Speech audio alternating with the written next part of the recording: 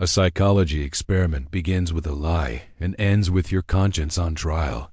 For Elena Voss, every silence became a sentence, and every choice a crime. It started on an ordinary Thursday night, the kind of quiet evening that made loneliness feel rehearsed. Elena sat in her small apartment, editing a new podcast episode called Why People Don't Intervene. The irony would come later.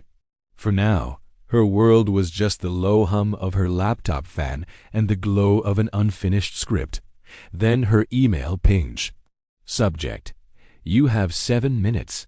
Body: A choice will appear at this location. Observe or interfere. The outcome is yours. Below the words was a live map pin 3 blocks away, and a countdown already ticking. Elena laughed once, softly, probably spam. But her cursor hovered over the link longer than she wanted to admit. Curiosity was a reflex, not a decision. The map opened to a street she knew, near a late-night coffee shop and a crosswalk she used every morning. Another ping: Don't call the police. This is a behavioral study on real reactions. We know who you are. Your cooperation ensures safety. Her stomach tightened. Who sends threats like research invitations? She reached for her phone. Before she could dial, it vibrated in her hand, an unknown number calling. Against instinct, she answered. Hello? A calm voice replied, too even to sound human. Thank you for participating, Elena. You've been selected for the Threshold Project, a social experiment exploring moral paralysis.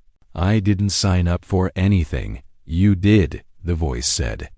Every time you let guilt pass without action. Every time you watched something wrong and told yourself it wasn't your place. Her throat dried. What happens in 7 minutes? You'll see. You may stop the experiment at any time by pressing 0. But remember, observation is a choice too. The call ended. The timer on her laptop hit 3:41. Elena stood. Outside her window, the rain had begun, soft as static. She grabbed her coat, slipped her phone into her pocket, and stepped into the night. The streets were nearly empty, the kind of emptiness that makes your own footsteps sound suspicious. She reached the corner just as the timer hit 0:09. At 0 o'clock, a car's horn split the night. A cyclist veered into the intersection. A woman in a red jacket stepped off the curb, startled. Tires screeched. The car swerved and clipped the bike. The cyclist fell. The woman gasped. People froze. Elena felt her body tighten, waiting for someone, anyone, to move. Nobody did. Her phone buzzed again. The same calm voice. 5 witnesses. None have acted. The experiment continues. You may intervene. Elena looked at the cyclist. His legs twitched. He's hurt, she shouted. No one answered. The driver stayed inside the car, hand pressed to his face. Call for help, she yelled, louder. A woman across the street fumbled with her phone but didn't dial. Elena ran forward, knelt by the cyclist. Hey, can you hear me? His eyes flicked open, dazed. You're okay, she said, though she didn't know if it was true. The phone buzzed again. Intervention registered. Test result. Empathy override. She whipped her head up, scanning the shadows. Where are you? She demanded. Who are you people? No answer. Only a new text. You stopped the harm. Now you own it. The cyclist coughed. What happened? Accident, she said, helping him sit up.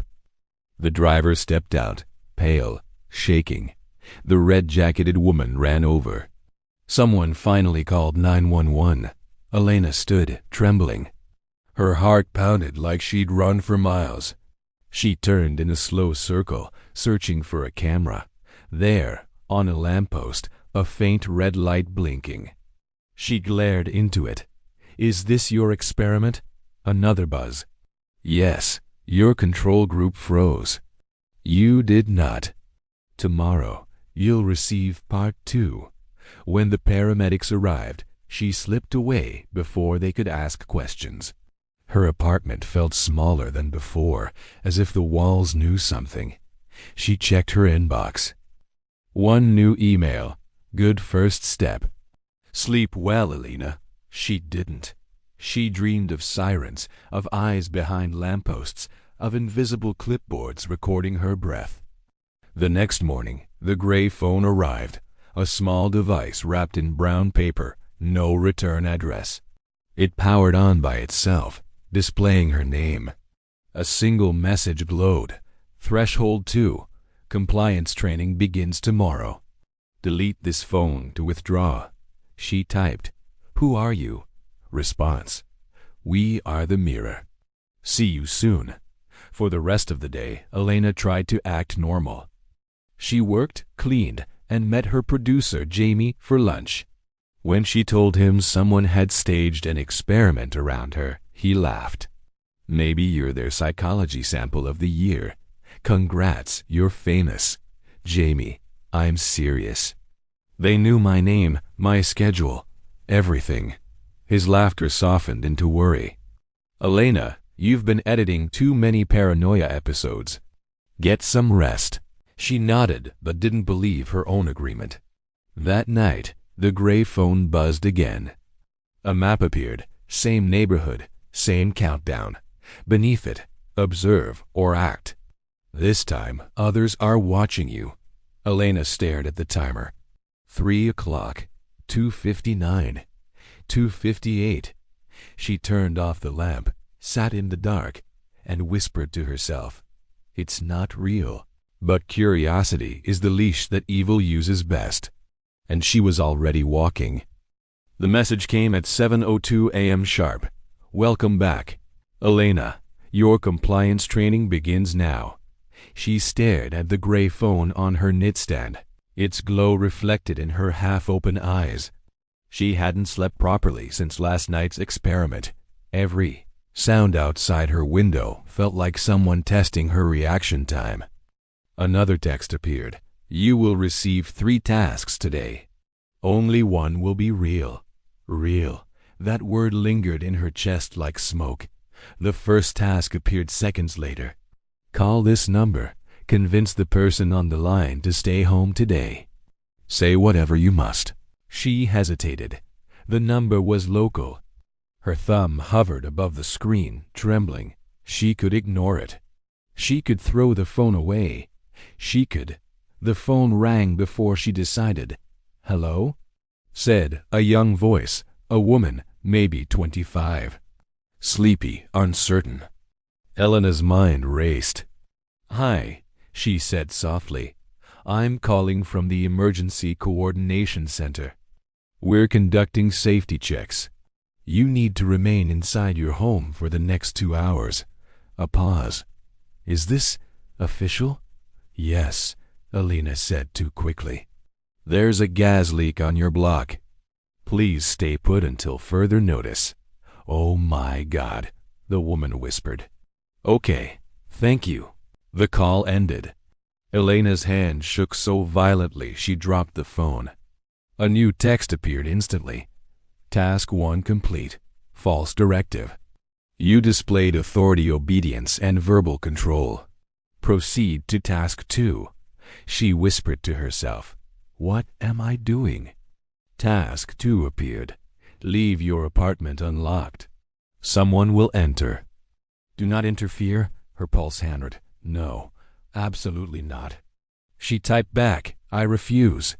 The reply came, refusal noted. Observation continues. She sat on her couch, staring at the door. The lock gleamed under the morning light.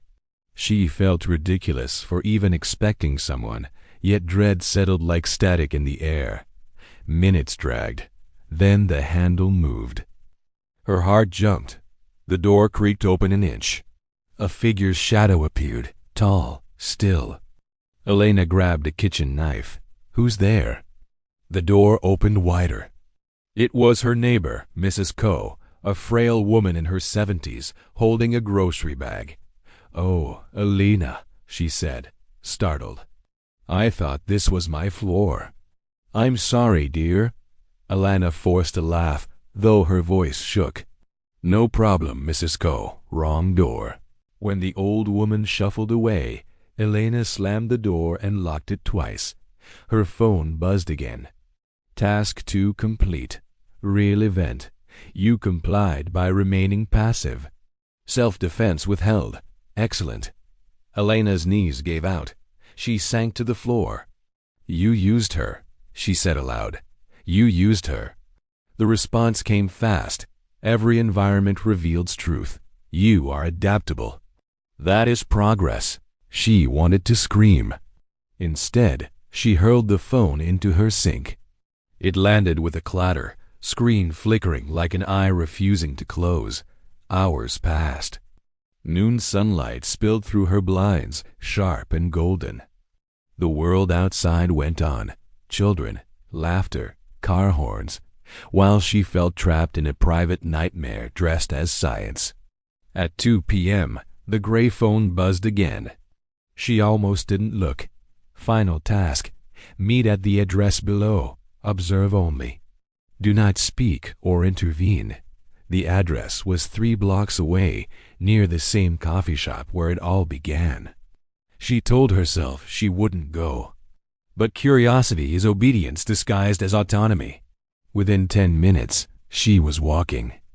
The street was crowded this time. Normal life made the past 24 hours feel delusional. She spotted the coffee shop across the street and waited. The gray phone buzzed again. Begin observation. Her eyes followed a man in a navy coat arguing on the sidewalk with a barista carrying a tray of drinks. They seemed to know each other. Something about the tension looked rehearsed, like bad theater. Then the tray fell. Coffee splashed. The man shoved the barista, hard enough to knock him down. No one moved. The crowd filled. The voice called again, smooth, instructive. Watch how quickly morality becomes media. Elena's breath quickened. "You said don't intervene." "Correct," the voice replied. "We're testing obedience. True morality defies instruction." Her chest burned. "So either I follow orders or I fail your humanity test." "Is that it?" "Precisely." Elena stepped forward, adrenaline sharp and furious. "Hey!" She shouted. "Back off." The man turned. His expression was blank, like an unplugged puppet. He froze mid-motion. The barista blinked, confused. Around them, the bystanders lowered their phones, unsure whether the scene had ended. Elena felt watched again, not just by the crowd, but by something invisible. Then her gray phone vibrated, unauthorized interference, yet morally correct. "Your instincts override programming. Congratulations." "Congratulations," she whispered, shaking. "What kind of game is this?" The voice replied softly, almost kind. "Not a game. A mirror." The man in the navy coat suddenly spoke, not to her, but as if reciting. Subject 004. Observed breaking obedience at timestamp 14:23. Full compliance failure noted. Elena froze. "You're part of them?" The man smiled, eyes vacant. "We all are, eventually." Then he walked away, leaving the barista and spilled coffee behind. Elena couldn't breathe. She ran past the crowd, down an alley, until the sound of her heartbeat drowned everything else. She stopped under a flickering streetlight, gripping her knees. The gray phone buzzed one last time that day. "Your data proves resistance still exists. This concludes compliance training. Next phase, emotional collapse. 10 a.m. tomorrow. Location pending." Elena dropped the phone. Her reflection in the puddle below looked foreign, eyes wide, lips trembling, hair plastered to her face by rain. She whispered to herself, "They can't make me do this again." But when she turned to walk home, another text appeared on her real phone. "Too late, Elena. You already agreed." Elena didn't dream anymore. She replayed. Every night was an endless rerun of accidents, voices, countdowns, and the gray light of that cursed phone. She tried turning it off, burying it under pillows, locking it in drawers, but it always woke on its own, glowing like an unblinking eye. At 10 a.m. sharp, it buzzed. Phase 3, emotional collapse. Begin. Elena whispered, "You won't get what you want." But her voice sounded weak even to her. "You will experience controlled grief," the next message read. "We'll use selective memory induction. No harm, only awareness." Then a photo loaded. Her mother, smiling, alive, holding a birthday cake. Elena froze. Her mother had died 5 years ago, a heart attack at the hospital while Elena was stuck in traffic, rehearsing an apology for missing dinner. She had never forgiven herself. Another message followed. "Would you like to say goodbye properly?" Her stomach turned. "Who are you to touch this?" "We are what happens when empathy becomes data," the voice replied. Before she could answer, her apartment lights flickered. The air changed, not colder, just heavier. Her phone's speaker crackled, and her mother's voice filled the room. "Elena? Sweetheart?" The sound hit her like oxygen and fire at once. "Mom? Oh, I've missed hearing you." The tone was perfect, gentle, amused. "You still working too much?" Elena covered her mouth. "This isn't real." "Maybe not," the voice said. "But it's still us talking." Tears blurred her sight.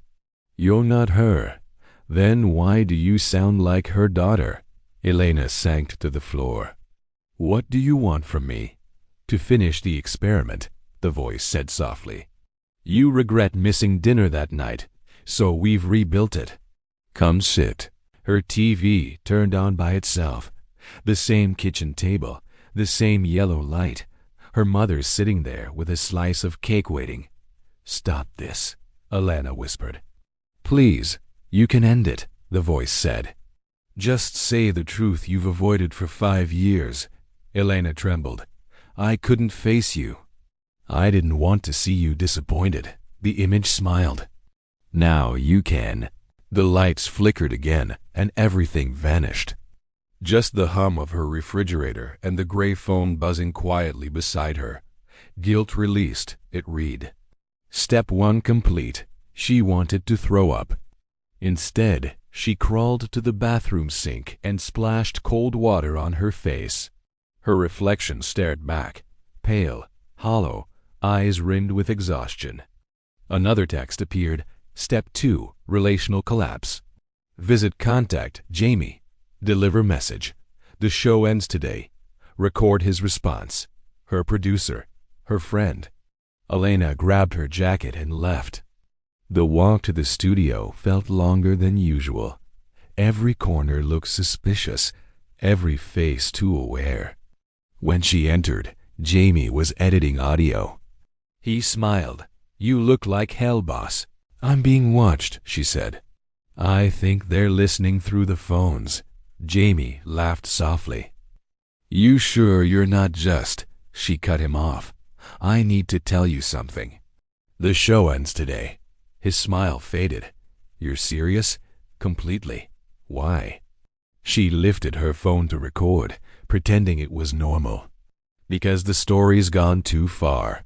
Or maybe you have," he said, voice tightening. "You're not yourself, Elena. You need a break, not a shutdown. Listen to me." She snapped. "They're using people like test subjects." He stared. "Who?" "The Threshold Project. They're manipulating decisions, emotions." Jamie stood up, closing the door. "You're scaring me." The phone buzzed in her pocket. She didn't look. Jamie softened his voice. "Elena, you've been editing trauma. That stuff gets inside your head. Delete the files. Take a week off." "I can't. I'm part of it now." "Elena." Her phone lit again. Step 2 complete. Subject destabilized. Step 3 initiated. Jamie's voice came faint now, like underwater. You need help. Her vision blurred. The walls warped slightly, or maybe her mind did. Elena, he said again, fading.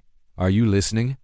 The sound distorted. His lips moved, but the words fractured. Say goodbye, the phone texted. She stumbled backward. No more. The room spun. The audio monitors flashed. Her ears filled with the echo of her mother's voice overlapping with Jamie's, two tones merging, then silence. When her eyes refocused, Jamie was gone. Just an empty chair and her phone on the desk displaying perception threshold achieved. Elena's knees hit the floor. What did you do to him? Memory simulation only, the text read. We needed to confirm collapse. Your reality filter has loosened. Step 4 begins at midnight. She crawled toward the exit, heart pounding. Her hands trembled so badly she could barely hold the keycard. She needed air, proof, someone who wasn't a projection. Outside, rain slicked the pavement like oil. She walked without direction until her feet hurt. When she finally stopped, she was standing in front of her mother's old apartment, a place she hadn't visited since the funeral. The windows were dark. The gray phone buzzed. Final step of Phase 3, forgiveness sequence. Enter. She should have run. But the word forgiveness was a cruel magnet. Inside, the air smelled of dust and echoes. Her childhood bedroom looked exactly as she'd left it, posters on the wall, an unfinished painting leaning in the corner. A figure sat on the bed. Not her mother, herself, younger, maybe 25. The younger Elena looked up and smiled faintly. You were supposed to be braver by now. Elena's breath caught. You're not real. I'm the version that never froze, the younger one said. The one who spoke up, who didn't let fear keep her polite. I've done everything they asked. You obeyed, the younger version said gently. You never chose. Elena's chest burned. Then what am I supposed to do? Stop letting pain be your teacher, the younger said. Let guilt die somewhere safe. Then she vanished. Elena screamed, collapsing onto the bed. Her phone glowed on the nightstand. Phase 3 complete. Final threshold. Transformation begins at dawn. She sat there in the silence, eyes red, breath uneven. For the first time since it began, she didn't feel anger or fear. Just emptiness. Outside, the sky began to lighten, faint blue breaking through black. Elena whispered, If this is transformation, what's left of me to transform? The sun never really rose that morning. It just faded the darkness into a lighter shade of gray. Elena sat in her childhood room, motionless, holding the gray phone like an artifact from another life. The screen glowed faintly with a single message. Phase 4, transformation. Final threshold begins now. Her voice cracked. You said it ends at dawn. It does, the voice replied. But endings require witnesses. She stood slowly, her body stiff, her thoughts swift but sharp. The window showed the street below, empty, colorless, quiet. She whispered, What do you want from me now? The reply came, We don't want, we observe. You've survived morality, obedience, and grief. Now we measure evolution. Her heart thudded. Evolution? The moment you stop being their subject and start becoming ours. Her phone vibrated again, showing a live feed, her apartment. Someone was inside. A shadow moved through her kitchen, touching the counter, examining the walls. The time stamp read now. Elena's voice rose. Who is that? Your replacement, the voice said. To test if empathy can replicate. The screen zoomed closer. The figure wore her clothes, moved like her, even breathed the same way. Is that me? She whispered. A cognitive copy, the voice said. She carries your memories and your tone. Soon, she will take your place. Observe without interference. Elena's breath came short and shallow. No, she said. You don't get to erase me. She grabbed her coat and bolted. The city outside looked different, sharper, too clean, like a simulation that forgot to disguise itself. People moved mechanically, faces blank, eyes flicking down at glowing screens in unison. Every phone buzzed at once. Every head turned the same direction, the direction she was running. When she reached her building, her double stood in the doorway, calm, composed, perfect. Elena stopped dead. The double smiled. You're early. Get away from my home. It's not yours anymore, the double said. You finished the experiment. I continue it. You're not me. I'm the version that learned to live with control. Lightning flashed, illuminating both faces, identical but not equal. Elena's hair was wild, her eyes raw and human. The doubles were calm, cold, statistically flawless. The gray phone buzzed again. Final condition. Only one may remain. Elena laughed through tears. You want me to destroy myself. We want to see if self-preservation outweighs moral identity, the voice said.